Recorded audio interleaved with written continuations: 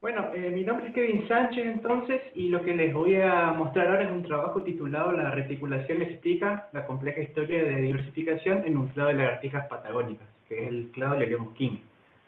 Lo estamos llevando a cabo como parte de un estudio más abarcativo con Luciano Ávila, Jack Seitz y Mariana Morán. Bien, el proceso de especiación es interpretado a menudo como un continuo que culmina en el aislamiento reproductivo de los linajes o especies. Sin embargo, existe una zona gris que separa aquellas poblaciones interconectadas por flujo génico de aquellos taxos aislados genéticamente.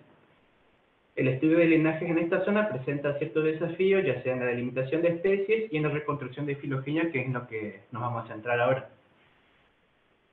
Entonces, aquí es donde toma ventaja el empleo de numerosas aproximaciones metodológicas a fin de superar un poco estos desafíos. Tradicionalmente, las filogenias moleculares se reconstruyeron mediante concatenación de los distintos locus, genes, y estimación de un árbol a partir de este supergen. Esto es lo que posibilita la estimación de la topología y largos de ramos. Pero esto acarrea cierto error sistemático en cuanto ya que estamos asumiendo que los distintos locus comparten esta misma historia evolutiva. Es por eso que se desarrolló el modelo coalescente multiespecie en el que se tiene en cuenta la heterogeneidad genealógica, en el que los distintos árboles de los genes pueden ser diferentes al árbol de especie más probable. Esto posibilita, además de la estimación de topología y largos de rama, parámetros demográficos como ser tamaños poblacionales y tiempos de divergencia. Y ya en años más recientes se ha incluido como causa de esta heterogeneidad genealógica al flujo génico entre especies, ya sea en forma de migración de individuos o de introgresión o hibridación. Bien, entonces en este estudio nos centramos en un clado de lagartijas distribuido en Patagonia, que es el clado Lelium king, que empezó su diversificación hace 2 a 4 millones de años. Este clado se ubica dentro del subgénero Eulemus y en la sección Linomaculatus, y está compuesta por unas 11 especies que están distribuidas principalmente en lo que es oeste de Chubut y toda la provincia de Santa Cruz. El estudio de este clado es interesante puesto que presenta una elevada diversidad crística, como fue descrita en base a marcadores genéticos. Se describieron al menos 6 especies candidatas. Presenta una elevada variabilidad genética y morfológica, lo que dificulta bastante la diagnosis entre sus especies. A su vez, las filogenias que incluyeron una especie de este clado presentan numerosas incongruencias en la mayoría de sus especies.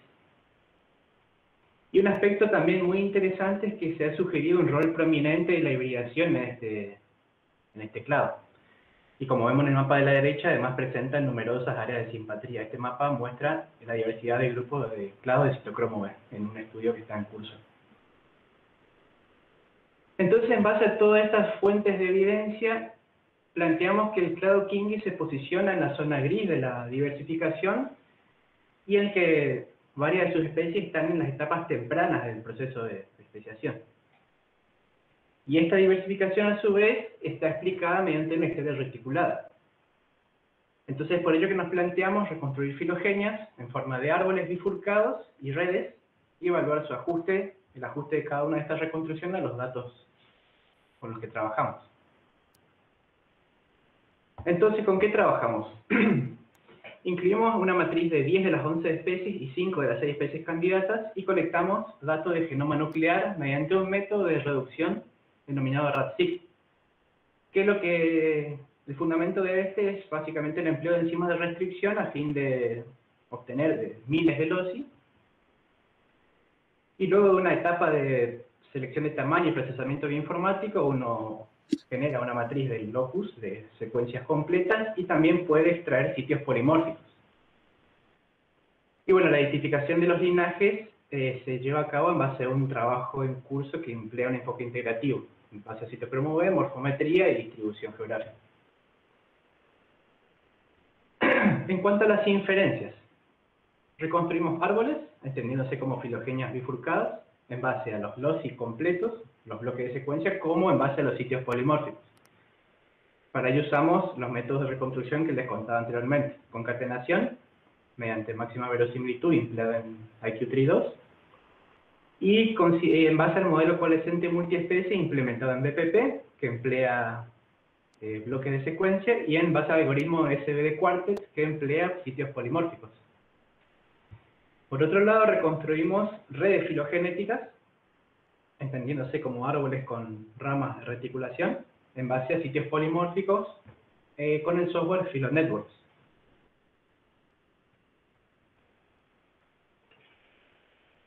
Por otro lado, una vez llevadas a cabo las reconstrucciones, evaluamos qué tan bien era el poder explicativo de cada una de estas a los datos genómicos.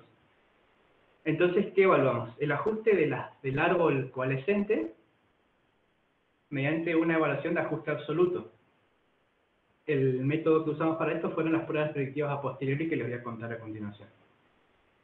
Por otro lado, las redes fueron evaluadas de manera relativa. Para ello llevamos una reconstrucción de redes con números crecientes de eventos de reticulación, desde 0 hasta 3 reticulaciones. Entonces, ¿de qué se trata esto de las pruebas predictivas a posteriori? Voy a tratar de contarlo de manera un poco breve. Lo que estamos haciendo acá es interrogar un poco nuestra filogenia, a ver qué tan bien o qué áreas de la misma presentan un ajuste óptimo o un ajuste pobre al modelo coalescente. Entonces, partiendo de nuestra matriz de datos genómicos y de nuestra filogenia reconstruida, estimamos los parámetros del modelo coalescente, los cuales son tamaño poblacional efectivo y tiempos de divergencia, o largos de rama. Esto se hace para cada una de las ramas de nuestro árbol. Para ello nos valemos de cadenas de Markov que generan una muestra de la distribución posterior de cada uno de los parámetros. Para esto usamos el software BPT. Luego, cada uno de estos parámetros pueden ser resumidos mediante algún estadístico de prueba, como ser la media, la mediana, el desvío estándar, etc. A partir de estas muestras de la distribución posterior de los parámetros, generamos una simulación de datos bajo el modelo coalescente estrictamente, que es lo que se ve acá a la derecha. En mi caso particular, simulé unos 100 datos genómicos, con el mismo tamaño de secuencia y mismo número de terminales que la matriz empírica original. Luego llevamos a cabo este mismo procedimiento de inferencia para cada una de los datos simulados, lo que nos permite tener una distribución nula de estadísticos de prueba. Por ejemplo, una distribución de medias para cada parámetro. Y lo que se hace en el último paso es hacer un contraste entre los parámetros, o entre el estadístico de prueba de los parámetros empíricos y con respecto a la distribución del estadístico de prueba a partir de los datos simulados.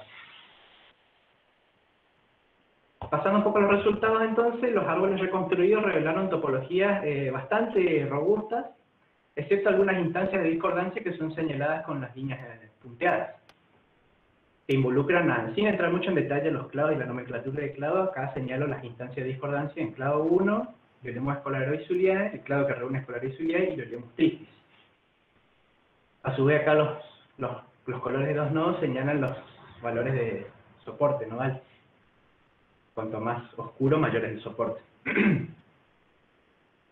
Acá se muestran las reconstrucciones tanto con concatenación en la primera fila, modelo coalescente en la segunda fila, en la primera columna empleando bloques de secuencia y en la segunda columna empleando sitios polimórficos.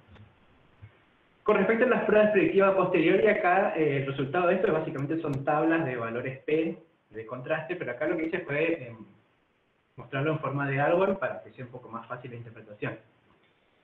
Entonces, podemos ver regiones de la filogenia con buen ajuste al modelo coalescente, es decir, al modelo bifurcado, de filogenia bifurcada estricta, en las partes más basales del árbol y algunas de las terminales, 2 de las terminales. Y se pueden ver las zonas de ajuste pobre en la mayoría de las ramas terminales. ¿Esto qué quiere decir? Esto se puede interpretar como que en las regiones de buen ajuste, el modelo coalescente podría ser el modelo que generó estos datos, mientras que las ramas coloreadas en rojo presentan algunas desviaciones a los supuestos del modelo coalescente.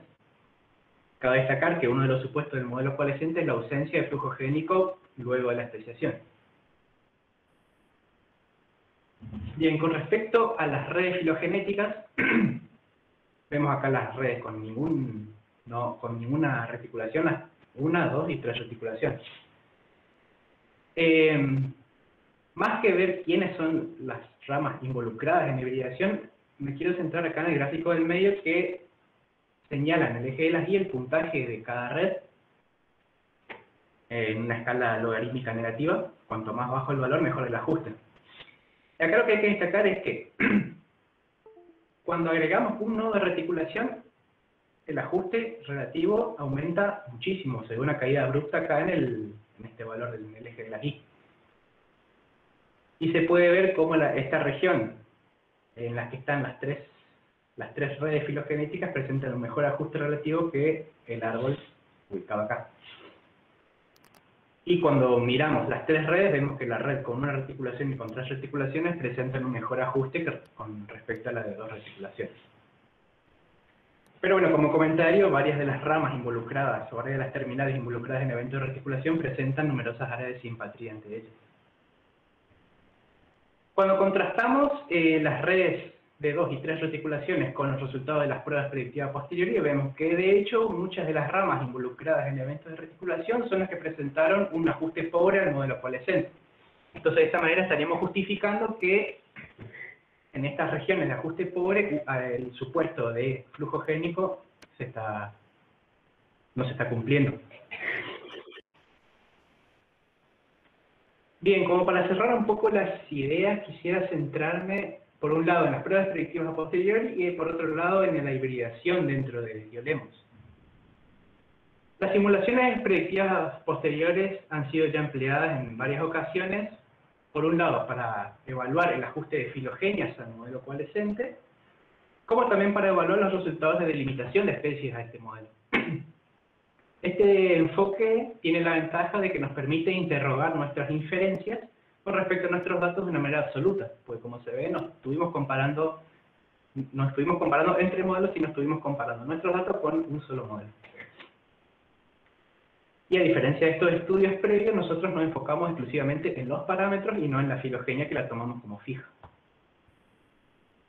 Por otro lado, estos resultados que presenté constituyen una evidencia más de hibridación dentro del género GeoLemos, como fue descrita para otros grupos, lo que llevó a concluir que este proceso de hibridación podría ser un fenómeno bastante común dentro del género GeoLemos.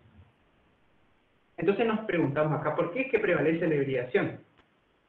Entonces destaco tres hipótesis. Por un lado, la compleja historia geoclimática de la Patagonia promovió el contacto secundario entre los linajes, porque a lo largo de la historia geológica hubieron numerosos ciclos de glaciaciones y deglaciaciones que provocaron separación de linajes y posterior reunión de estos en ciertas áreas.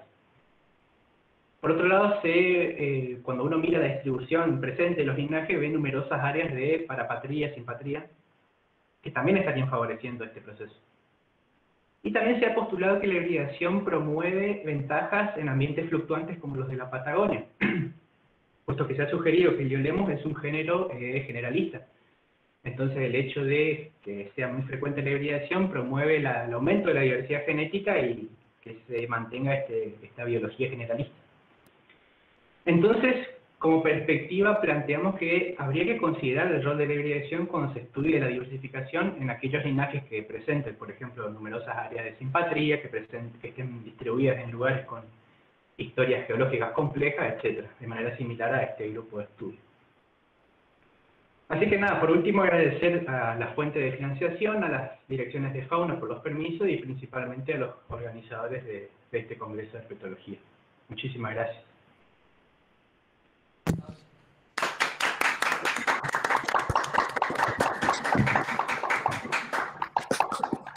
Bueno, muchísimas gracias, Kevin. ¿Alguna pregunta ahí para Kevin?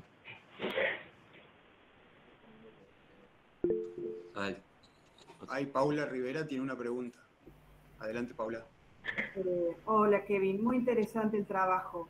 Gracias. Te quería preguntar si se puede con esa técnica que vos hacés, porque vos podés tener en tus grupos hibridaciones históricas y que luego ese linaje haya quedado con esos genes incluidos, digamos, en su genoma de especie, o podés estar teniendo una hibridación actual en zonas restringidas de contacto de tu linaje, y que luego la distribución del resto de la especie no tenga esos genes. Entonces, ¿cómo enfocan ustedes para separar hibridación actual de procesos históricos, posiblemente por los cambios de Pleistoceno, cosas así.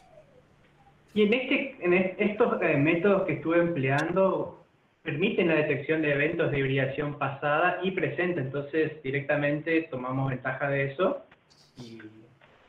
Pero claro, primero que habría que tener un muestreo que abarque, idealmente, ¿no? Que abarque toda la zona de distribución de los linajes, a fin de no estar llegando a los resultados. Pero estos métodos sí detectan, los métodos de estimación de redes filogenéticas detectan eventos de hibridación presente y de hibridación pasada. Sí. Porque, por ejemplo, si vos trabajás con datos de la especie solo en alopatría, de las especies solo en alopatría, podrías inferir que lo que estás viendo son hibridaciones del pasado. Claro, exactamente. Sí, claro, eso quedaría en el genoma, quedaría esa huella de ese evento de hibridación pasada, y cuando uno infiere las redes podría ser detectado como tal. Muy No sé si interesante. Gracias. Bueno, si hay otra pregunta.